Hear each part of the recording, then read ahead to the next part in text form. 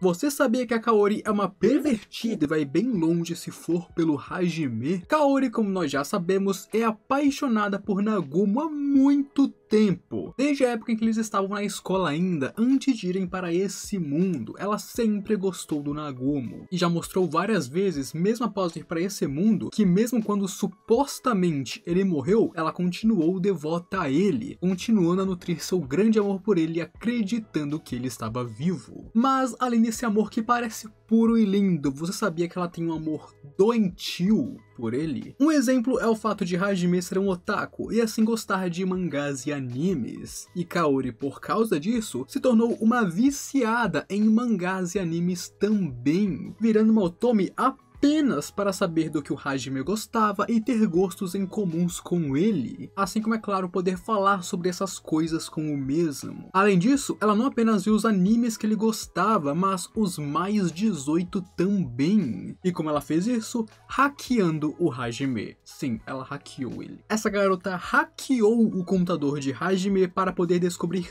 tudo que ele consumia. E então ela viu até mesmo os mais 18 que ele assistia ou lia. E claro, ela fez isso porque ela queria descobrir quais fetiches ele tinha e do que ele gostava. E obviamente, ela queria reproduzir essas fantasias com ele se fosse possível. Então, Kaori não tem apenas um amor puro e inocente pelo Hajime não, meus amigos. Essa garota é obcecada por ele. Ela tem um amor doentio pelo Nagumo e fez coisas que me lembram bastante o Joey de Yu. Muita coisa ficou de fora do anime de Arifureta, enquanto outras nem apareceram no anime ainda. E é claro que eu venho contar tudo isso para vocês com a ajuda do meu mano Nath do Discord. Afinal, todos nós gostamos muito dessa obra incrível e eu me comprometo a fazer os melhores vídeos que eu posso para quem me assiste. Então não perde tempo e se junte à comunidade Grid para receber o melhor do mundo otaku.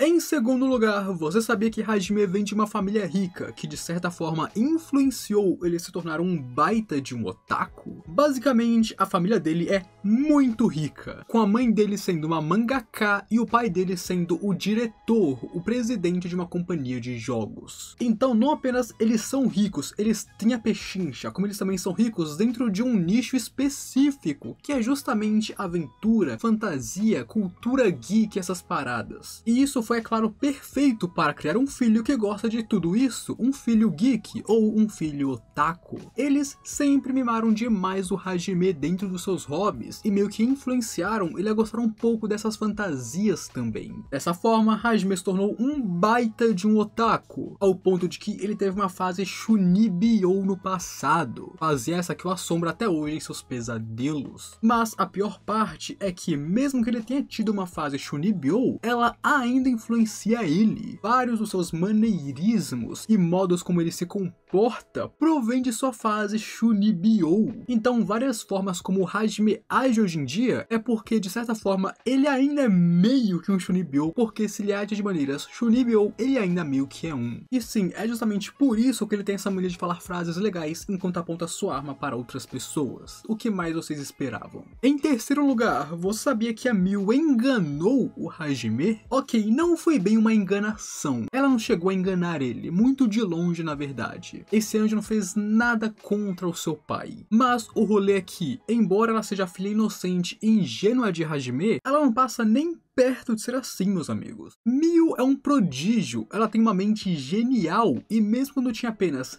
5 anos de idade, ela já tinha consciência de várias coisas que crianças normais jamais sequer poderiam imaginar. Então ela nunca foi uma criança normal, ela é um ponto completamente fora da curva. Antes de ser achada pelo Hajime, ela poderia até que ter sido tratada como uma criança normal, já que naquela época a mãe dela mimava bastante ela e ela agia de forma mimada. Mas depois do seu sequestro, ela amadureceu muito rápido e tendo em vista a mente genial dela, isso apenas acelerou ainda mais o processo. Porém, é claro, isso não tira o fato de que ela ainda é uma criança e gosta de ser mimada. Mesmo que ela seja um prodígio, ela ainda gosta de ser tratada como uma princesa pelo seu pai. E claro, o Hajime faz isso muito bem, já que se qualquer pessoa olhar feio para Miu, ele já saca sua arma e já começa a ameaçar a árvore genealógica dessa pessoa. Em quarto lugar, você sabia que a Shizuko Shizuko é bissexual? Assim como Kaori, Shizuko ama o Hajime mesmo antes de ir para esse outro mundo. Desde a época da escola, ela é apaixonada por ele há muito tempo. Porém, ela nunca fez nada em relação a isso em respeito a Kaori, que é sua melhor amiga e que também gosta do Hajime. Por causa disso, Shizuko meio que trancou seus sentimentos lá dentro e ficou tranquila, ficou suave. Mas, além de amar Hajime, Shizuko também é completamente apaixonada por Kaori e demonstra isso em várias situações diferentes de maneiras diferentes. Sim, ela também é apaixonada pela sua melhor amiga. Dessa forma, ela ama os dois, e o fato de Hajime ter tomado as duas como suas esposas para o seu harem apenas beneficiou Shizuko, já que agora, dessa forma, ela pode estar com as duas pessoas que ela ama. Então, de um jeito ou de outro, isso sempre teria acabado em uma espécie de harem, e eu não duvido. Um exemplo que até que é engraçado é que, na primeira vez que Shizuko foi fazer com Hajime, você sabe, o rally rola, ela pediu que a Kaori fosse junto com eles. E isso porque ela estava nervosa demais com a situação, então a sua primeira vez com eles foi com os dois juntos. Então sim, a Shizuko ama muito a Kaori enquanto é apaixonada pelo Hajime. Em quinto lugar, e você sabia que a Shizuko é meio que obcecada pelo Hajime assim como a Kaori é? Então, como eu falei antes, a Kaori sente um amor doentio pelo Hajime, e por causa disso ela fez umas coisas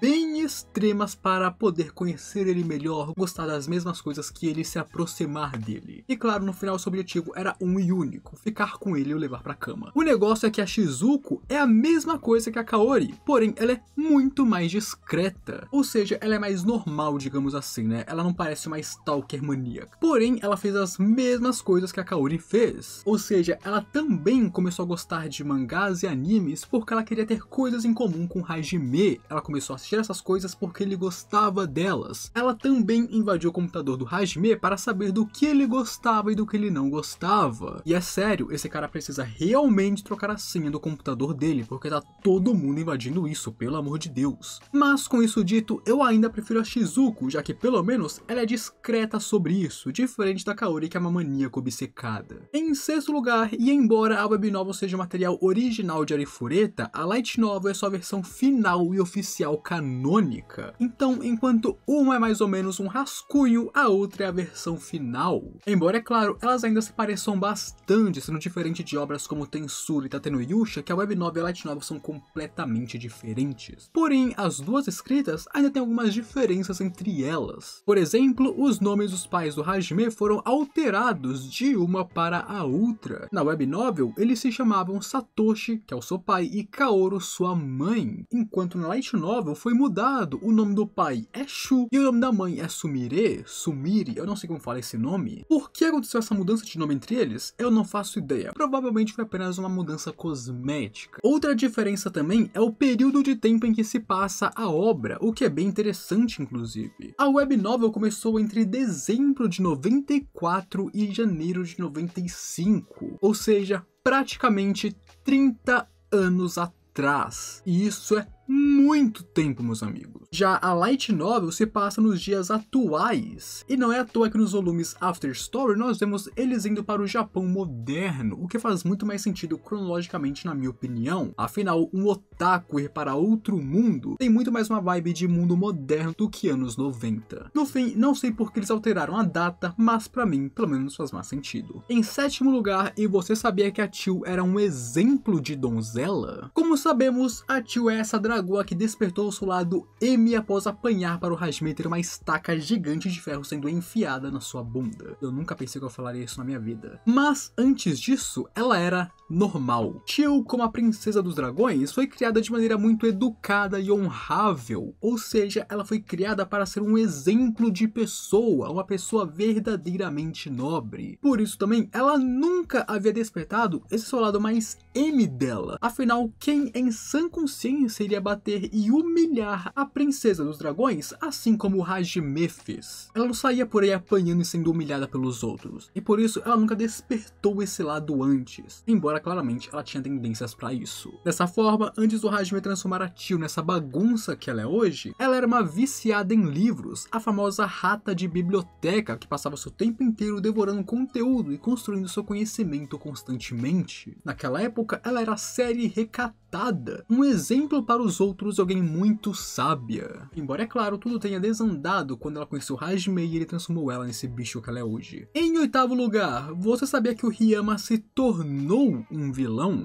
Eu digo que ele se tornou um vilão porque ele não nasceu exatamente como um, mas depois de viver como ele viveu sua vida inteira, claramente ele se tornou um vilão. Como já sabemos, Ryama é meio que um algoz para Hajime há muito tempo, desde os tempos da escola. Ele sempre odiou Hajime porque Kaori era muito próxima do nerd, e ele sempre teve um crush na Kaori, então ele queria transformar a vida daquele nerd em uma vida miserável. Porém, os problemas dele vêm de muito antes disso também. Basicamente, Ryama e sua família já eram criminosos antes dele ir para esse outro mundo, então ele cresceu em uma família de criminosos, em uma família que claramente não é boa. E obviamente, crescendo dessa maneira, ele se tornou um criminoso também, ele se tornou um vilão por causa da maneira como ele foi criado. Além disso, você já vê que ele não era tão normal, porque ele não apenas gostava um pouco da Kaori. O Ryama meio que tinha uma obsessão pela Kaori. Ele realmente queria estar com ela, de jeitos que poderiam até mesmo beirar o stalker, se você me perguntar. Isso me faz pensar que nessa obra existem muitas pessoas que são obcecadas umas pelas outras que beiram o stalker. Duas garotas invadindo o computador Hajime e sendo obcecadas por ele, Ryama sendo quase um stalker pela Kaori. Isso aqui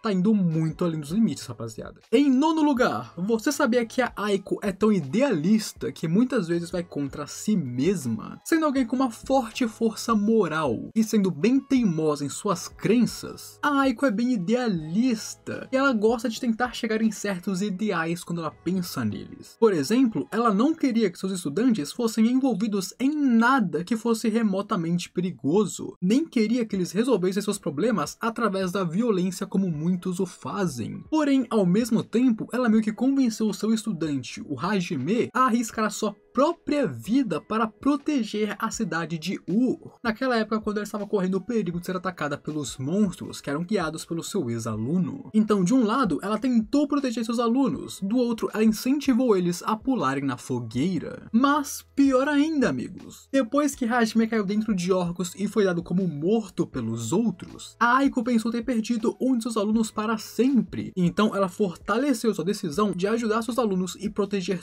todos eles, lutando para que eles não precisassem lutar caso não quisessem e pudessem viver em paz ao seu lado. Tanto que é por isso que alguns alunos estão ao lado dela, porque eles não querem lutar. E ela realmente foi em frente com isso. Ela prometeu não deixar acontecer o que aconteceu com Hajime novamente. Pelo menos o que ela pudesse fazer, ela faria. Mas então ela foi e pediu para o Hajime, o aluno que ela pensou ter morrido, que ela ficou amargurada e que fez ela começar a tomar decisões finalmente. Ela pediu que ele tentasse se sacrificar pela cidade de Ur, se colocasse em perigo pelas pessoas que ele nem conhecia. Então essa mulher simplesmente não sabe o que ela quer da vida, meus amigos. Ela tem um ideal, ela quer alcançar esse ideal, mas muitas vezes ela se contradiz para alcançar ele. E você sabia que o Hajime tem um harém gigantesco? Nesse vídeo eu conto tudo o que você precisa saber sobre o harém gigante do Hajime. Então corre e assiste que eu sei que você vai gostar. Não sai do canal e continua aqui. Agora eu fui.